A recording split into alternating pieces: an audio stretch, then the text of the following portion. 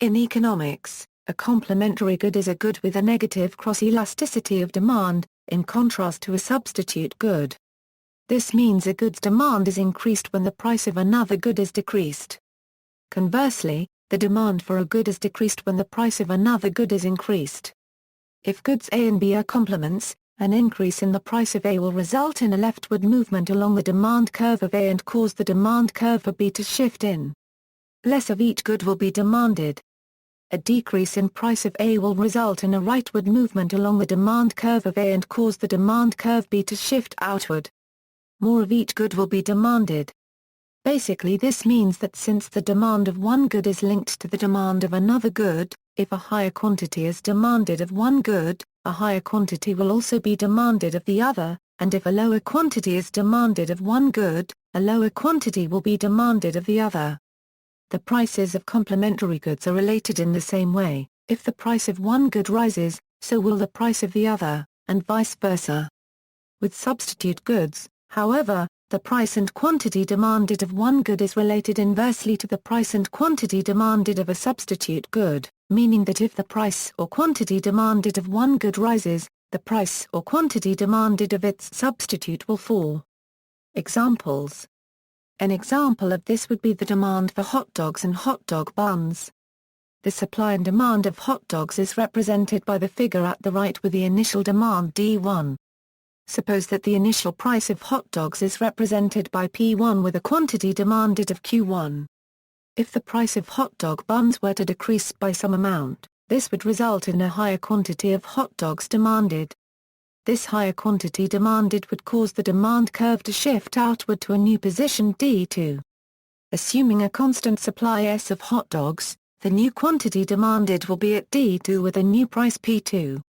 Other examples include printers and ink cartridges, DVD players and DVDs, computer hardware and computer software, boots and laces, torch and battery. Perfect complement. A perfect complement is a good that has to be consumed with another good. The indifference curve of a perfect complement will exhibit a right angle, as illustrated by the figure at the right. Few goods in the real world will behave as perfect complements. One example is a left shoe and a right. Shoes are naturally sold in pairs, and the ratio between sales of left and right shoes will never shift noticeably from 1:1, even if, for example, someone is missing a leg and buys just one shoe.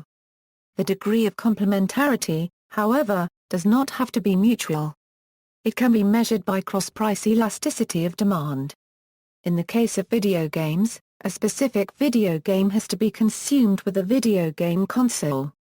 It does not work the other way, a video game console does not have to be consumed with that game.